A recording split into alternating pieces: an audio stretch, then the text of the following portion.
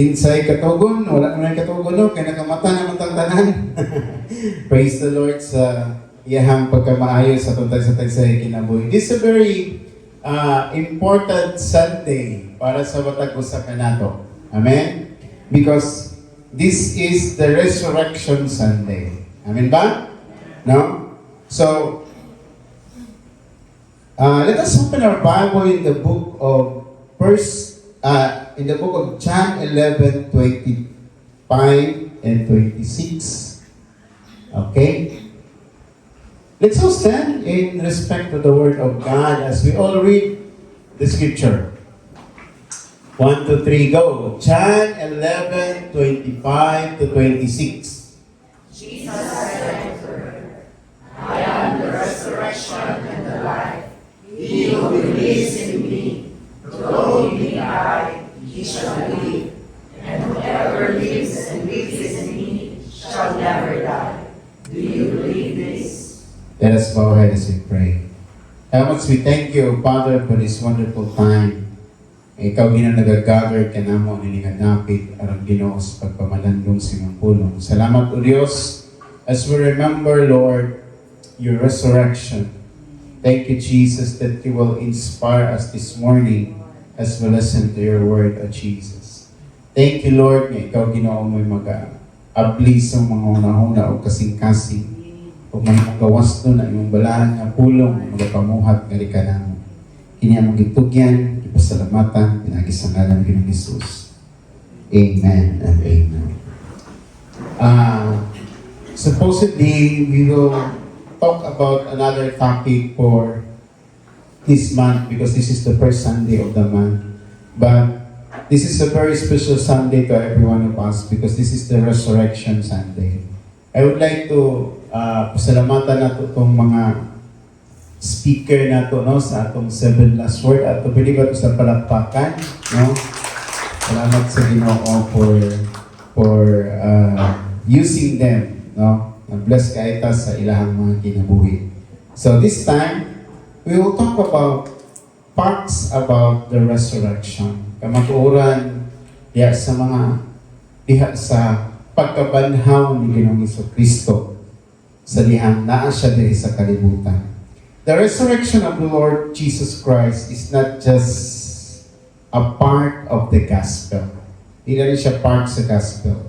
It is the foundation of our faith. Without resurrection, the cross only a symbol of suffering. Kung wala na panaw si Kristo, ang pagbalansang niya sa cross, simbolo lang sa mga kasakit niya dili sa kalibutan.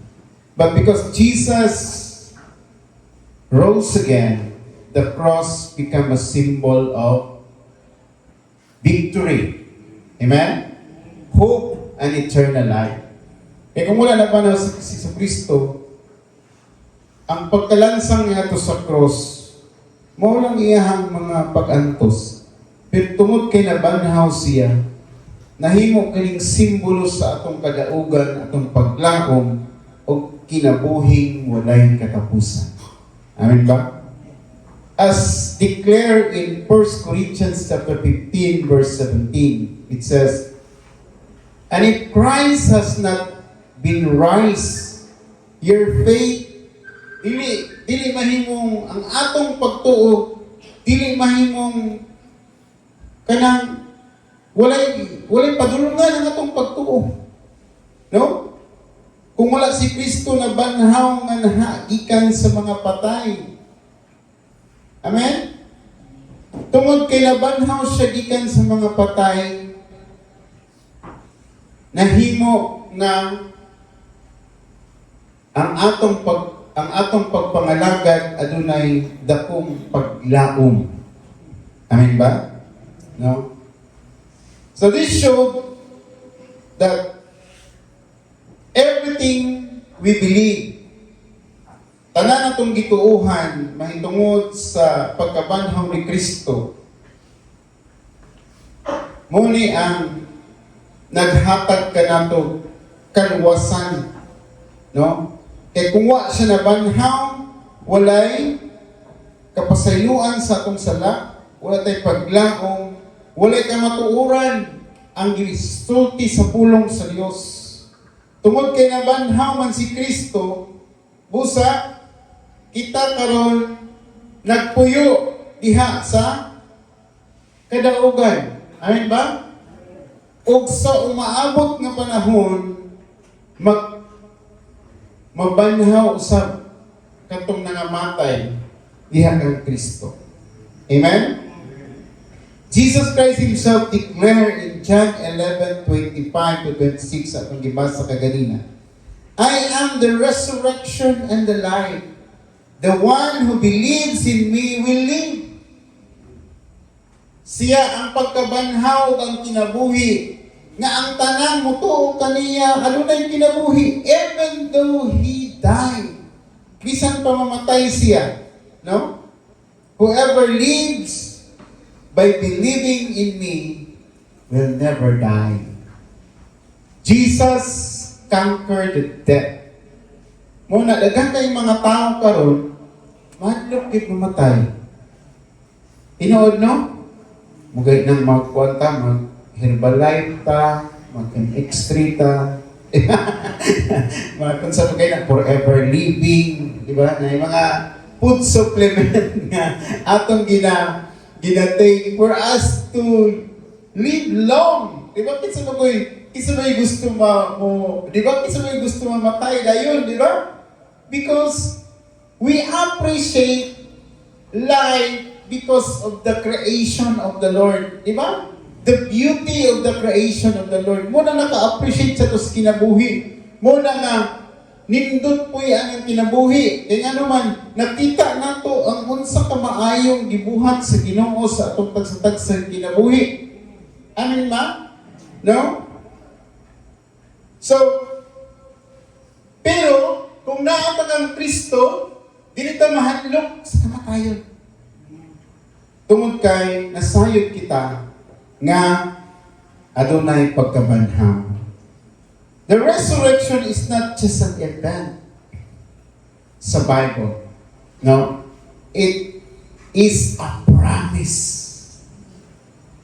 A promise that death is not the end. Amen ba? So dapat dili ang Kristohanon din na mahadlok mamatay. Wa yun amen. Gusto pag yun mo tanan mga buhi. No? The promise that death is not the end. The promise that sin has been defeated. Gilansan na si Kristo, gipagamatyan na imong sala. You are free from the sin and death. Okay? And a promise that eternal life is available to those who believe in Him. Amen ba? Kinabuhing walay katapusan, available diha kaniya. In Romans chapter 6 verse 9 it says, For we know that since Christ was raised from the dead, He cannot die again. Death no longer has mystery over Him. No? Kaya i-conquer na ni Hesus Kristo ang kamatayan. Amen ba? It means death has lost his power. Nawala ng gahom sa kamatayon. The grave has lost its hold. And through Christ, we now have the victory. Dili dapat kahadlukan ang kamatayon. Igsuon. No? Sometimes we give too much time to kanang sustain life. Diba? No? But we forget that kung mga wala ang tanan na ay pagkabanhaw nga ihatag ang Dios sa matapusan nato. And that is sure for every one of us. Amen ba? No? That is why the resurrections give us three things. no, nga ato na i-discuss, hindi nga kabuntagon ka no. First is the assurance in our salvation. Amen? Kasiguruhan sa atong kalawasan. Second is hope in every situation. The third is victory over sin and death. Amen ba? No? Samtang ato ni hisgutan ni mga facts about resurrection, let us not understand kanang sa ato lang kung pagsabot, kung dili atong i-embrace personally, because the same power that raised Christ from the dead is the same power working in us today. Sama sa giingon sa pulong sa Dios kaya sa Roma nga ang Espiritu sa Dios maoy naghatag kagahom kang sa Kristo nga maoy mabanhaw gikan sa mga patay. Ug nag-ingon ang pulong sa Dios, the same power of the Holy Spirit that Christ rise from the dead is living in you. Amen? No? Nagpuyo ka nato ang balaang Espiritu Santo ni Jesucristo sa diha gidawat nato si Jesucristo isip atong Dios so personal nga mangluwas. The Holy Spirit lives in us. And the same Spirit that raised Christ from the dead is living in you. Muna ingon sa pulong sa Ginoo sa Roma. Susamang balaang Espiritu Santo nga nagbanhaw kang Kristo gikan sa mga patay, nagpuyo kanimo ug kanako sa dihang gidawat nimo si Jesucristo. Isip imong Dios o personal nga mangluluwas. The question is this: who can stop? Kinsay maka-undang o makababag sa bangon ni Kristo gikan sa mga patay? Wala. Amen? Who can stop Christ from rising from the dead? Wala. Because of the Holy Spirit of God. That's how powerful the Holy Spirit of God in our life. As we receive Jesus Christ. Kung ito na si Jesus, niingon siya, sa diyang mikayab siya nato sa langit. This is now the dispensation of the Holy Spirit. Karon ang panahon na karon sa balang Espiritu Santo. Nga before ni kayab si Jesucristo nga to sa langit, niingon gyud siya, ayaw kamong kabalaka. Tagaan ko kamo Counselor. Nga may mulaban kaninyo ang balaang Espiritu Santo na maoy mukonbiktar kaninyo. Amen ba? No? Dapat atong yung ablihan ng atong kasing-kasing sa balaang Espiritu Santo sa Dios nga maoy magpuyo ngani sa atong pagsatagsa kag kinabuhi, because that same Spirit raised Christ from the dead is living in us. Amen ba? Muna ka-powerful ang kinabuhing Kristohano. Kaya nga naman, no naa ang balang Espiritu Santo nga namuhat kanunay ka nato. It is not our strength. Amen ba? Because natay limitasyon. Natay kaugalingong limit. No? Pero kung na ang balang Espiritu Santo itong kinabuhi, limitless ang atong mabuhat tungod kay ang balang Espiritu Santo more than enough, powerful to do great and mighty things sa atong tagsa-tagsa na kinabuhi. Amen ba? No? So these three things, mubo lang kayo ni nga pulong na dapat natong tagaan pagtagad as we remember the resurrection of the Lord Jesus Christ. Let us remind ourselves these facts nga dapat natong kuptan sa atong pagkinabuhi isip Kristohano. The first is facts about the resurrection is gave us assurance for believers. No? Naghatag kinig kasiguruhan sa mga nagtuo nga kang Kristo. In Romans chapter 6 verse 5, for if you have been united with Him in His death like this, we will certainly also be united in Him in His resurrection. Amen? Kung nahiusa ka kaniya diha sa iyang kamatayon, mahiusa-usab kita nga kaniya sa atong pagkabanhaw. Amen ba? Kasiguruhan nga sa kalibutan, lumalabay lang magitang tanan.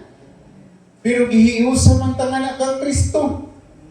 Once we receive Jesus Christ, we are united with Him in His death. And we will be united with Him in resurrection. 1 Corinthians chapter 15, verse 25 and 26. It says, but Christ has indeed been raised from the dead, the first fruit to those who have fallen asleep. No? Christ is the first fruit. Siya ang unang nabanhaw gikan sa mga patay. Natay kasiguruhan nga atong Dios kagialagaran nabuhi. Amen ba? So dali makawang ang ato ang pagpamuhat kaniya. Magaingon bitaw ta, kasagaran na ginaingon sa mga kada kong mga magtutudlo or naga-debate sa mga klase-klaseng pagtulunan. Ang other beliefs, they believe on, for example, they believe on Buddha, they believe on Muhammad, they believe on all those people. Ang ilang gituuhan, wala na banhaw. Tinulog. Namatay, wala na banhaw. Pero si Kristo nga atong gituuhan, namatay sa ikatulong kaadlaw sama sa saad sa pulong sa Dios na banhaw. So we have the assurance that as we believe the Lord Jesus Christ, even though muna yung sa pulong sa Ginoo din, even though we die, bisan pa mamatay ta, pero mabuhi ta diha, mabanhaw ta diha kauban ni Kristo. Amen? Paano ito ginawa natin? We have the assurance. No? Especially, this will give us comfort. Especially to those our loved ones who die in the Lord. Amen ba?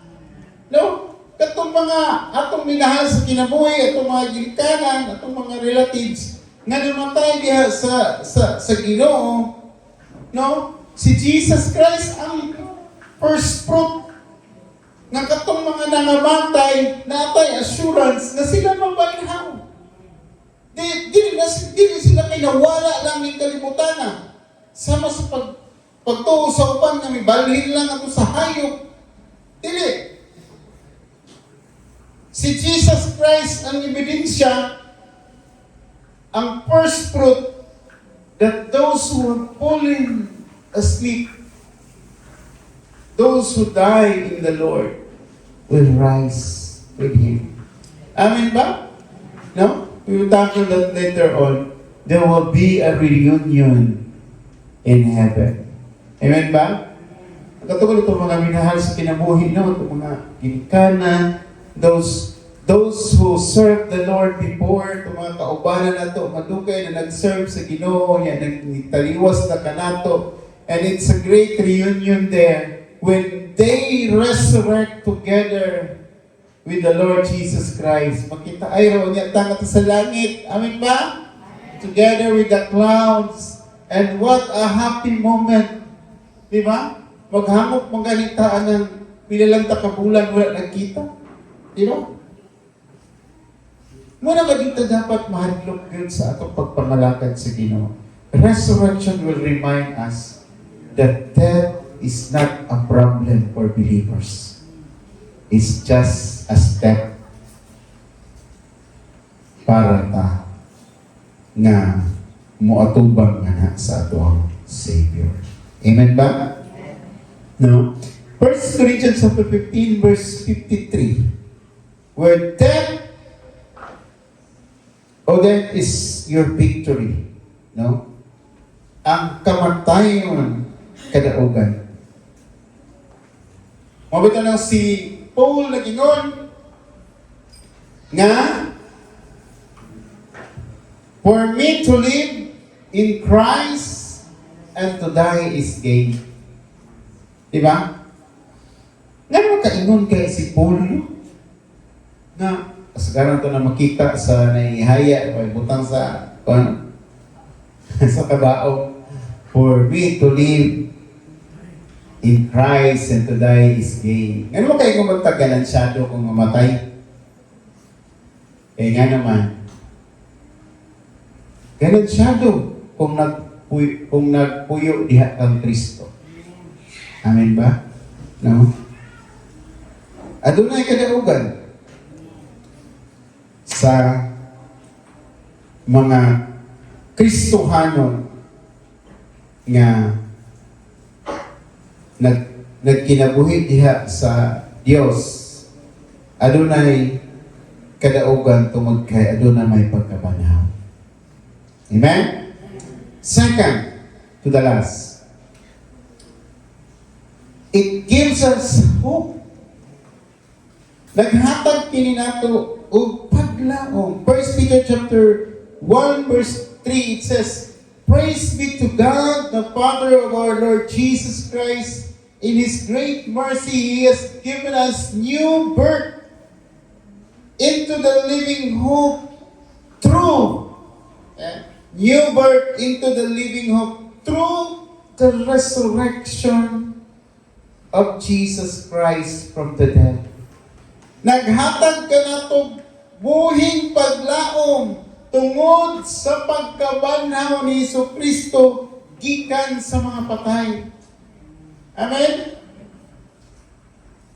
Natay paglaom, kasama sa kaingon, dili masayang ang atong mga gibuhat, dili masayang ang atong mga pagpangalagad tungod kay bisan pagmutaliwas ta ning kaliputana, adunay pagkabanhaw diha kang Kristo. John 11:25 and 26, sama sa ibasa ngayon na, if you believe in Him, you will live. Because Jesus said, I am the resurrection and the life. Siya ang pagkabanhaw ug ang kinabuhi, ang matag usang magatuo nga na kaniya mabuhi, even though mamatay siya. Amen? If we believe in Him, we will live. Even though we die. There's an assurance. Sa kinabuhing Kristohanon, kung magtuo ka kang Kristo, gidawat ni sa Kristo, isipin mong Diyos at personal na mangluluwas, even though mamatay ka niling kalibutana, ano na kay kinabuhi, nga walay katapusan. Mo niya ang assurance sa pagkabanhaw, ano na kay hantag sa Diyos kay kinabuhi, walay katapusan. John 6:40, it says, have eternal life and rose on the last days. Ingon siya, for my Father's will is everyone who look to the Son and believe in Him shall have eternal life. And I will rise them. I will rise them up on the last days. Tama ba po? Lagyan isulat sa kuha dali. Mali ang nag-type. I will rise him up at the last days, Sorry na mali o na technical error. Okay? So, ang banhawon sa Diyos. Amen ba? Sa katapusang mga panahon. 1 Corinthians chapter 6 verse 14, no? Will rise in His power. Mahimo kitang mabanhaw tungod sa dakong gakom sa Dios nga iyang pagabuhaton nga ri kanato. By His power, God raised the Lord from the dead, and He will rise us also. Amen? Mabanhaw kita uban nga kang Kristo unya sa katapusan ng mga adlaw. 1 Thessalonians chapter 4 verse 14. Hope to those who have fallen asleep. No? Nga sila ubangon niya sa panahon nga mutingog na ang trumpeta sa Dios. Ano yung paglaon? Amen ba? No? Muna nga, kung naatay mga nitaliwas na nga mga minahal sa kinabuhi, let's have hope and assurance na ang Diyos mubanhaw nga na kanila, and there will be a great reunion. Last, it says, it give us victory. Amen? Ang resurrection ni Jesus Christ ngadto sa cross, naghatag ka na, ay ngadto sa grave, naghatag ka na itong kadaugan. 1 Corinthians 5:55 to 57. No. Ang kadaugan atong maangkon tungod sa gakom sa Dios. Amen ba? No?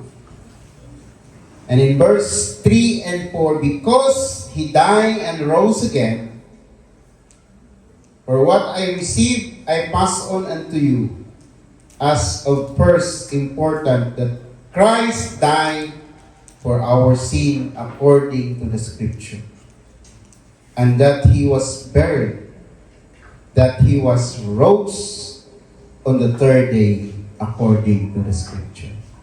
Amen? Giprove gyud sa pulong sa Ginoo. Aduna kitay kadaugan diha kaniya. Nga tinuod gyud nga gilubong si Kristo, o sa ikatulong nga kaadlaw siya nabanhaw. Amen? No? Mao ni ang atong kadaugan. Natay kasiguruhan sa atong kadaugan igsuon. Muna nga, kining resurrection is the very foundation of our faith diha sa Ginoo. No? Kung wa na banhaw si Kristo, sayang ang tanan. Pwede ang atong pagtuo or ang ato ang paglaom mawala. No? And I would like to focus on this verse. Ingon siya diri sa, this is the last verse. Ingon siya diri sa 1 Thessalonians 4:13 to 18. It says, gi-assure sa Ginoo sa atoa ang kadaugan.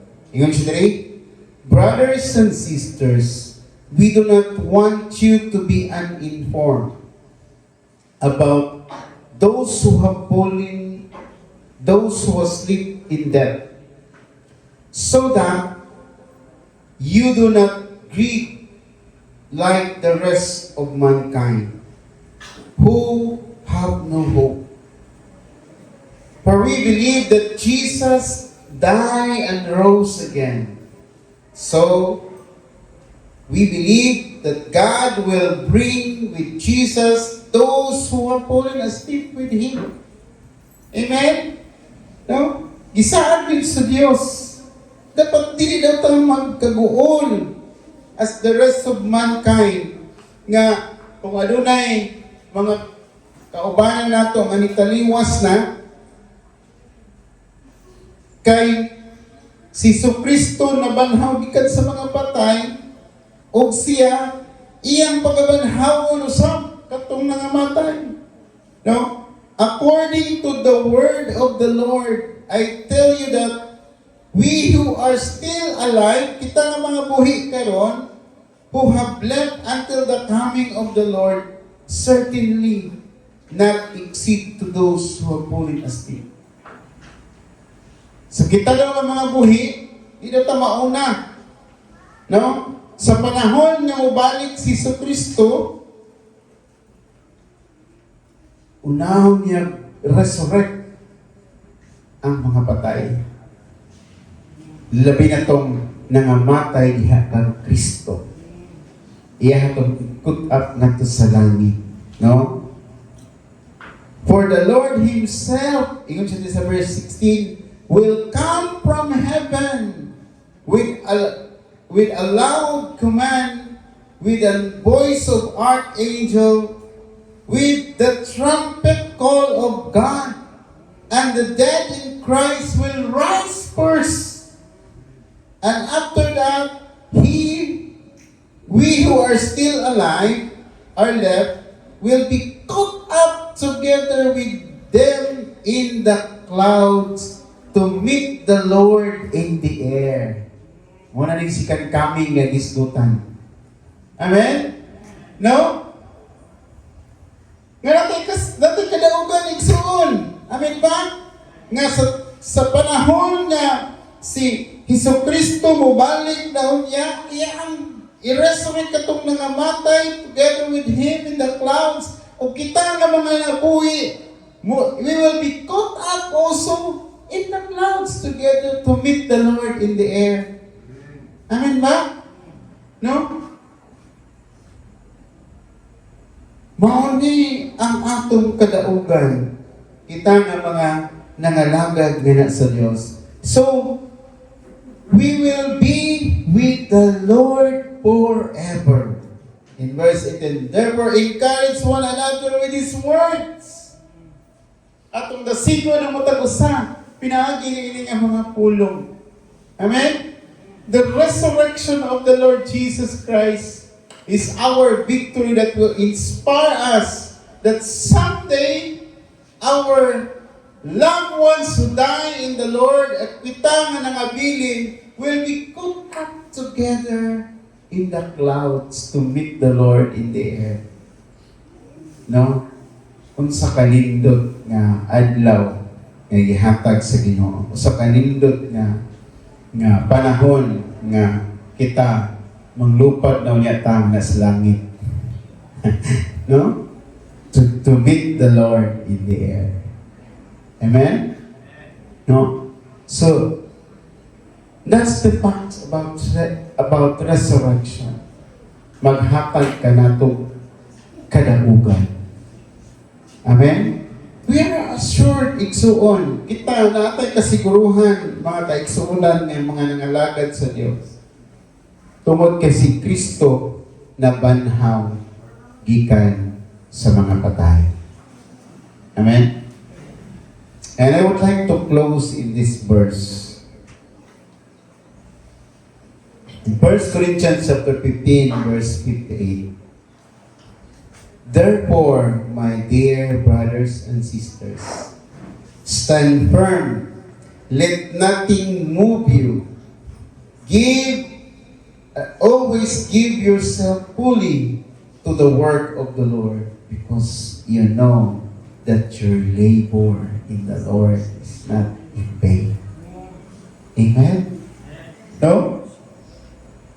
Mga kaigsuunan ko diya sa Diyos, pagbarog ka mo nga malig-on. Amen? Dili matarong.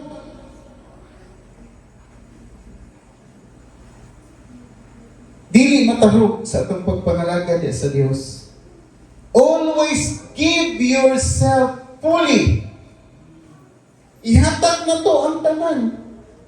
Atong kaugalingon diha para sa buluhaton sa Diyos. Pinasayod man ta, adunay pagkabanhaw. Amen ba? Tungod kay ang atong mga paghago dili makawa. Kay ang Dios unya musugat kanato gana sa kalangitan ug iya hatang dalhon sa dapit ngayon giandam sa matag sa kanato. Amen. This passage will remind us, will encourage us diya sa itong pagpangalagad sa Ginoo nga dapat ato yung seryosohon, ato yung ligunon ang atong pagpangalagad diya sa Ginoo. Tungod kay ang Ginoo dili gyud no? Dili gyud mo kawang sa atong mga kahapon. Amen. Kita na mo kay benepisyo ani no? Amen ba? No? Dili kasabot ang uban ni anak. No, mutahan ko ang uban. Ngano man sila, ay sige naman sila. Simba sila atong Friday, simba na po sila karon. Simba na po ni sila sa di ba? Di nila masaktan. Eh nga naman, wala silang kasapot.